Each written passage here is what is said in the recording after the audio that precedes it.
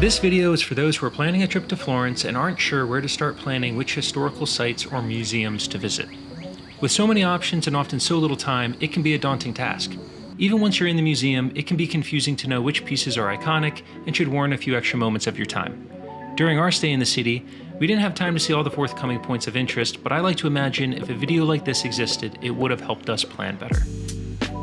Let's get into it. These are the top 14 museums and iconic landmarks we recommend visiting during your stay in Florence. First up, the Uffizi Gallery.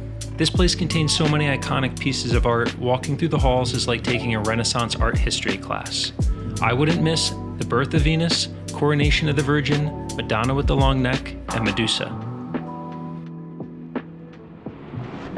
Around the corner is the Galileo Museum. If you're feeling engorged by all the Renaissance-era art, visiting this museum is a good way to change up the pace. A few of the standout items are the armillary sphere, Galileo's middle finger, the winter plate electrical machine, and an Arab celestial globe. A moderate walk to the southeast is one of the best places to stop and take in a view of Florence. Piazzale Michelangelo was originally built to be a museum for Michelangelo's works. For whatever reason, it wasn't meant to be, and today you can find replicas of many of his works here, along with a restaurant. Staying on the south side of the Arno River, but moving west, are the enchanting Boboli Gardens. Originally created by the Medici family, these gardens span over 100 acres.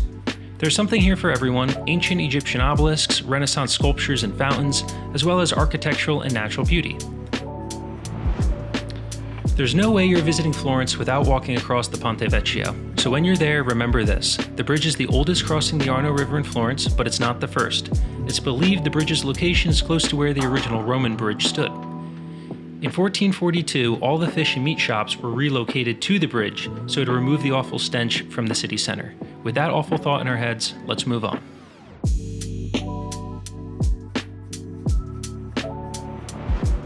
The Palazzo Vecchio is Florence's town hall. It was built in the 13th century, and to this day, parts of the local government still work here. The Museum di Ragazzi takes up a large portion of the building, with the most breathtaking room being the Salone di Cinquecento, also known as Hall of the 500. My favorite piece is the plan of the Cantina by Francesco Raselli, which shows Florence as it would have looked in the mid-15th century. For our next point of interest, you don't need to go far. Piazza del Signoria is right outside of the Palazzo Vecchio. This is one of the busiest spots in the city, and for a good reason. Some of the most iconic Renaissance sculptures can be found just a short distance from each other. Michelangelo's David, Equestrian Monument of Cosimo I by Giambologna, Fountain of Neptune by Bartolomeo, and Marzocchio by Donatello.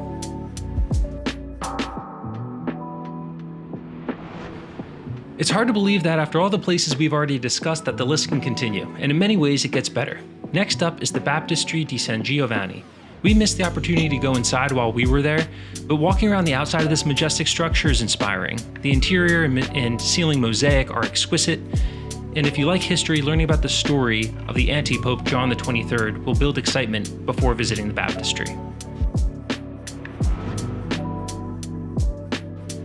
Campanile di Giotto, otherwise known as the Bell Tower, is located right next to the baptistry. If you haven't walked enough, or if you need to burn off a few calories from the pasta and Negronis the night before, taking the 398-step trip to the top is well worth it. Unlike many bell towers, there are many terraces where you can take a break along the way and get a view of the city.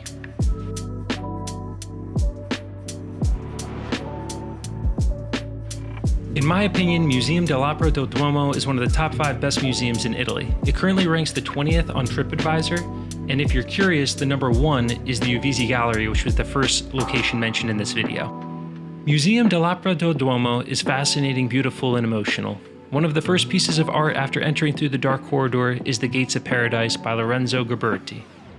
One could spend all day getting lost in the details, but then again, if you did that, you'd miss the Penitent Magdalene by Donatello, the Deposition by Michelangelo, and the Choir Loft by Donatello.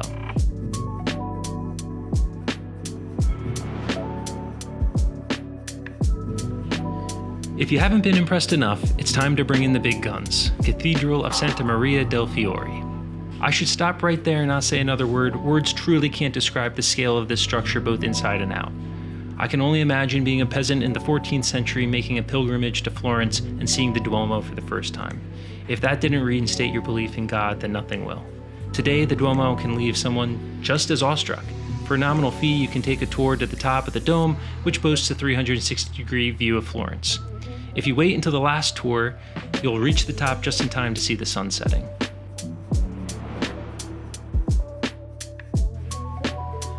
Our last stop is the Accademia Gallery, which is where you'll find the original David statue by Michelangelo. Just like everything in Florence, it's massive. My tip for visiting here is try not to get sucked into David like you're the Millennium Falcon in the Death Star's tractor beam. There are so many great pieces of art which may go unnoticed if you spend your whole time admiring David's chiseled glutes. Some of the most revered pieces are the Rape of the Sabine Woman, the Tree of Life, and the Tribio altarpiece. That's it. We've reached the end of our art and architecture tour around Florence. If you liked the video, please give it a thumbs up and subscribe. This is the first video in this particular format. If you like the content, leave a comment, and we'll make more videos of other cities that we visit like this. Until next time, ciao.